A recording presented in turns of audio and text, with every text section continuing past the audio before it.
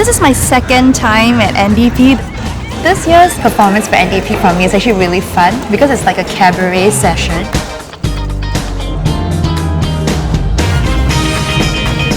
The very first time was in 2018, and it's been 6 years since. Home of my family. So the NDP team, they contacted me to ask if I was keen to perform at this year's NDP. I'm not about to give up on this opportunity so easily. But in the beginning of June, I received some shocking news.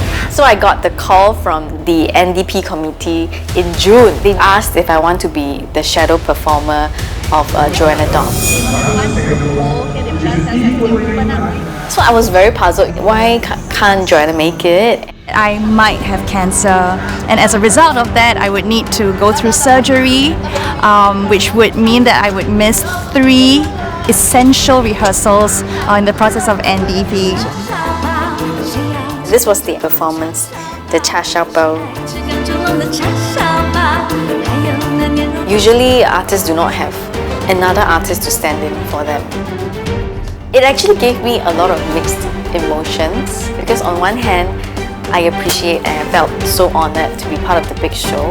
On the other hand, I feel that this is her limelight and I only hope that she will recover in time for the show. On the 1st of June, the doctor told me, it looks like there's quite a bit of blood pooling in both the breast duct. It might be DCIS, which is ductal carcinoma in situ, stage 0 breast cancer. When I hear the cancer word come out, I think that's when my emotions started to, go through some kind of turmoil.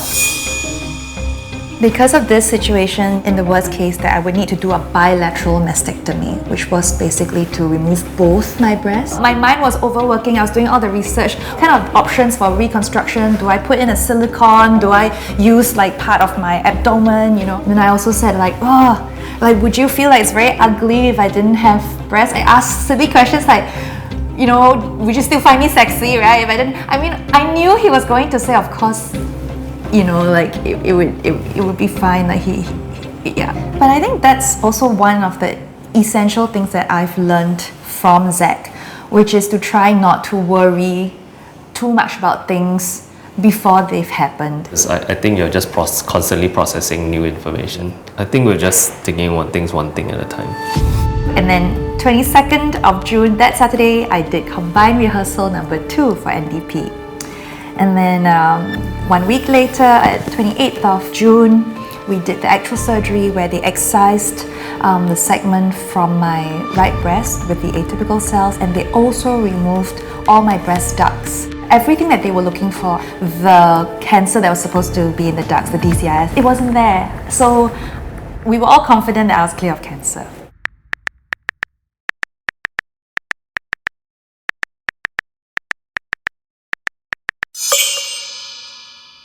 On the 5th of July, that's when the lab reports came back.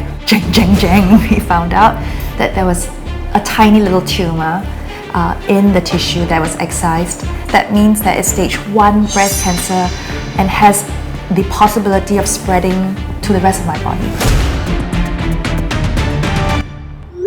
So I wanted to share a couple of updates regarding my health. Please, firstly, don't be alarmed. When the lab report came back, it was like a tiny 7 mm cancer. It's stressful and disappointing to find out that I do have cancer at all. This sucks. This really sucks. It sucks that I have to live with this fear at the back of my mind that it might recur, right? It's almost like once you get cancer, then there's this fear that, it could happen again. It's also okay to say, well, I'm unhappy and it makes me feel bad.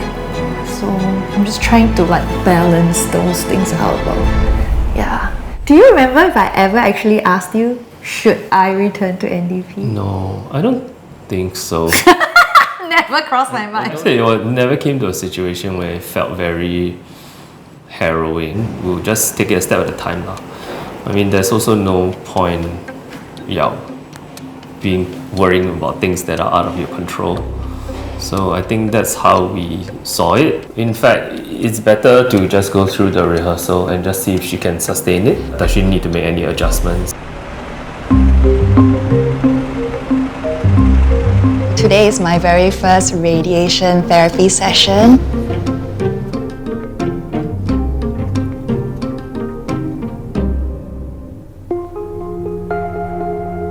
Is to get rid of any of those cancerous cells that might be lingering, and I think it will for sure also like reduce the recurrence of cancer, I think, which is the biggest anxiety. The reason why I wanted to start as soon as possible with the radiation sessions is because I have 8 of them to do, and they need to be done consecutively every working day. NDP is on the 9th of August, so I wanted to see if I could end before that so that by the time I hit the NDP stage on the actual day, like, you know, I'm all clear.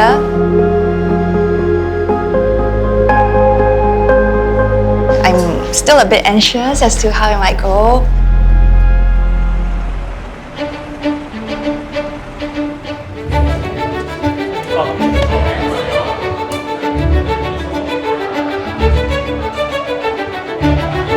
I was very aware that NDP is this really big show. If I had to miss it for medical reasons, there were a lot of arrangements that needed to be made in advance. So I just kept asking my doctor, what's the worst case scenario? How long will I be out? You know, can I go back to NDP?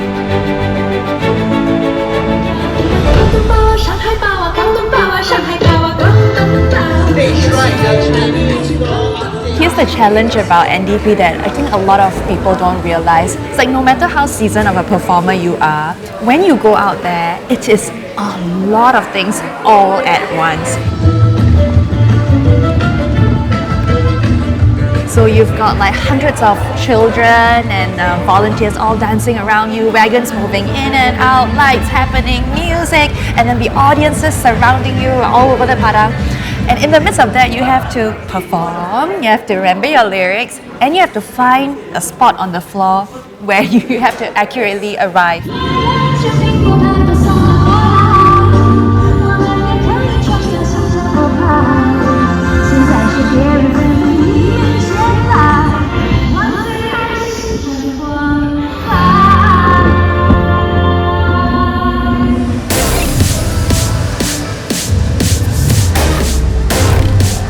Everybody would have understood if I wanted to withdraw for health reasons. But I think it's just also the part of me that says I want nothing more than to feel like I can return to stage and, you know, live my life as close to normal as possible. I think that was always quite clear to me. This is the most important and the biggest audience any Singaporean can perform for.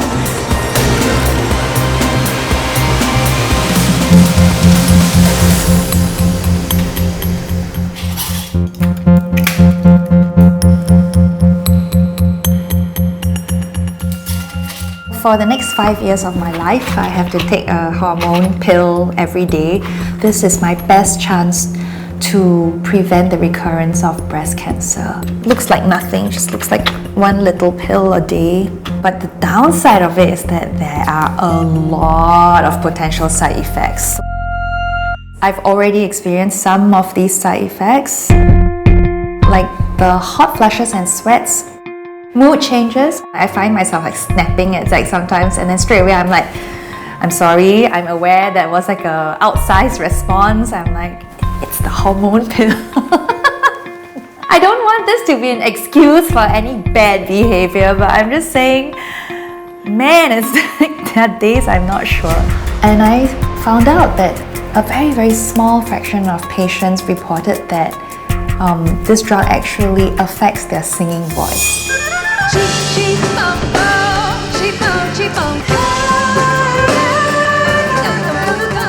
I think that was when I truly had like an emotional breakdown, and I think I cried for nearly half the day. I actually asked, my oncologist, are there other alternatives? And I was like, I would not risk even a small percentage chance that my singing voice might change.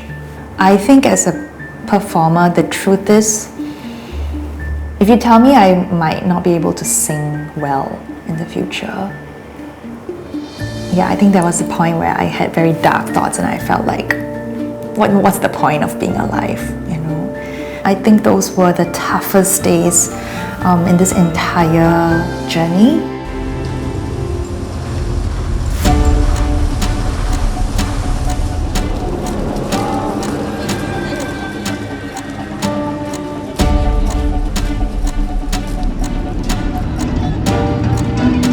So today's the day, it's 9th of August, and basically since the beginning of my journey with cancer, I think this has been the milestone event. This is my moment to return to the stage, the biggest stage there is in Singapore, and to show everyone that I'm all right, I'm back. 2 days ago, I completed my 8 radiation sessions. I mean, of course, I still have to take 5 years of hormone pills, but I feel like this is my graduation from the cancer treatment process.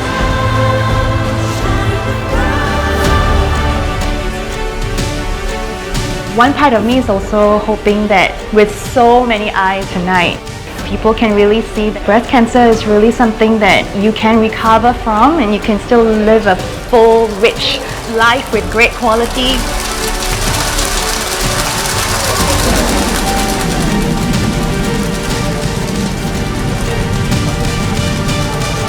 Whisking us away into food paradise is Joanna Dong. 叉烧包，谁爱吃刚出笼的叉烧包？谁爱吃刚出笼的叉烧包？还有那莲蓉包啊、猪肉包啊、玉薯包啊、豆沙包啊，应有尽有。我最爱吃是叉烧包。